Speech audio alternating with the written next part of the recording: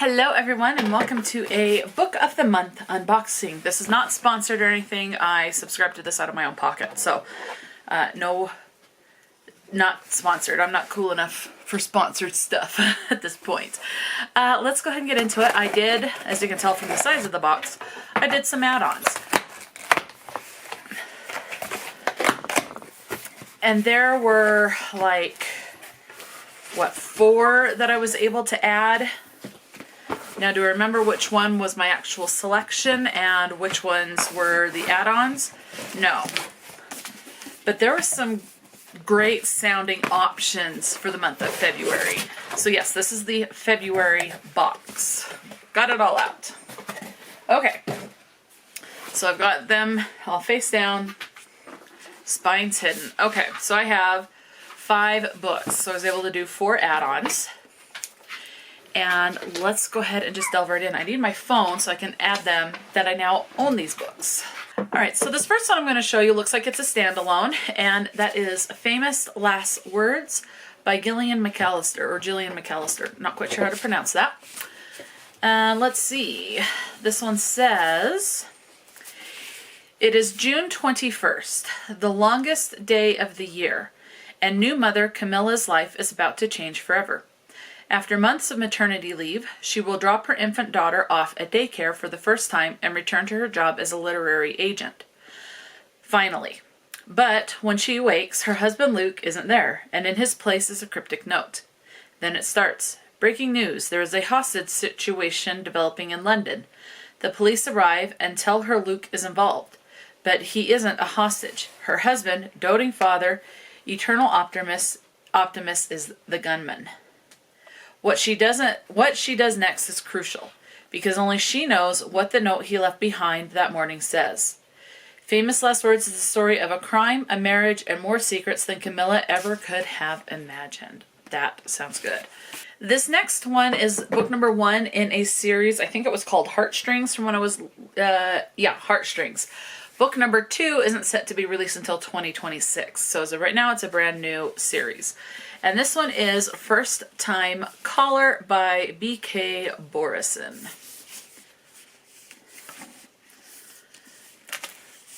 Let's see. Aiden Valentine has a secret. He's fallen out of love with love.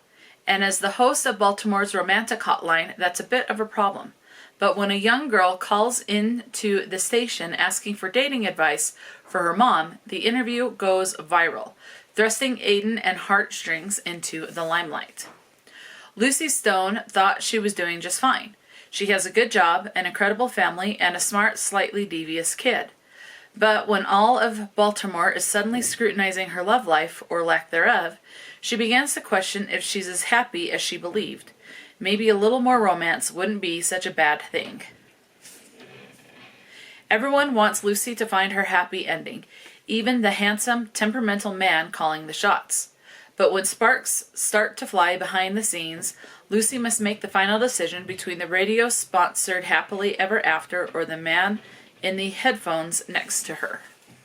This next one is a standalone, and I selected Penitence by Kristen Koval.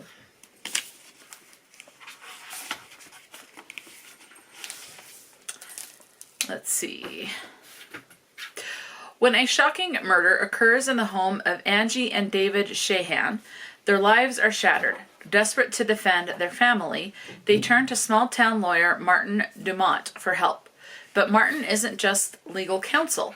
She's also the mother of Angie's first love, Julian, a now successful New York City criminal defense attorney. As Julian and Angie confront their shared past and long-buried guilt from a tragic accident years ago, they must navigate their own culpability and the unresolved feelings between them. Spanning decades from the ski slopes of rural Colorado to the streets of pre-9/11 New York City and back again. This is Kristen Koval's debut novel. It's an examination of the complexities of familial loyalty, the journey of redemption, and the profound experience of true forgiveness. So this is a debut. Next I have Good Dirt by Charmaine Wilkerson. Hey now. Sometimes the only way forward is to look back. When 10-year-old Abby Freeman heard the gunshot, time stopped. When she saw her brother Baz on the floor, surrounded by shattered pieces of treasured heirloom, her life felt shattered as well. The crime was never solved. Ever since, the Freemans, one of the only black families in a well-to-do enclave in New England, have dreaded becoming the center of another media frenzy. But when now grown Abby's high-profile romance falls apart, that's exactly what happens. Abby flees to France, only for her past to follow. As she processes the shock, she begins to think about the loss her family suffered that day. The stoneware jar that had been in their family for generations, brought north by an enslaved ancestor. Soon Abby realizes that the handcrafted piece held more than just her family's history. It might also be the key to claiming a new future.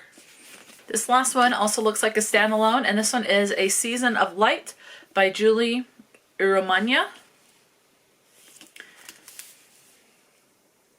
When 276 schoolgirls are abducted from their school in Nigeria, Felicitas Erwecki, a Florida-based attorney, poet, and former POW of the Nigerian Civil War, begins to go mad.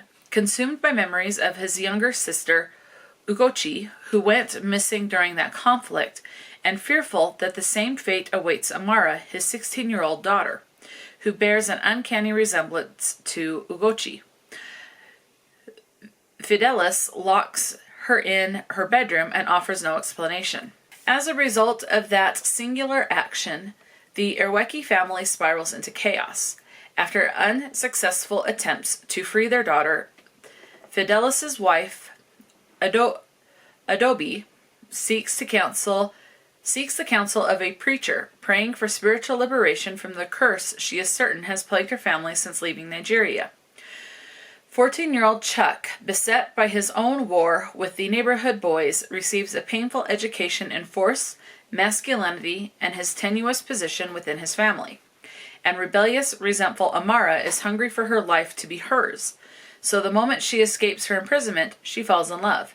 Not with the Nigerian-born engineer in training her mother wanted, but with Maxim Caustic, the son of the town drunk. Before long, the two have concocted a plan to run away.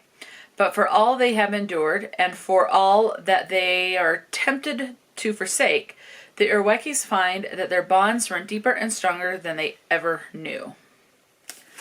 That sounds good. And those are the 5 books that I got from Book of the Month. These were all, there were more selections. These were all options that generated for February. For the February book options, and there were more options for the specific month of February. But these ones sounded the best to me. So these are the ones I went with. And I couldn't pick between these, so I ended up getting all 5, which I am not mad about. I am happy with what I have. And hopefully I'll get to them sooner rather than later. Let me know, have you read any of these books or books from any of these authors? Obviously you will not have read anything else by this author unless she wrote short stories that were published in like magazines or newspapers or online or something. But where this is her debut novel, yeah.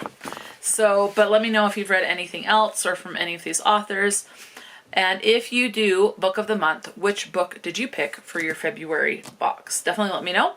Talk to me in the comment section below. And until next time, stay true to yourself and enjoy a good book. And I will talk to you later.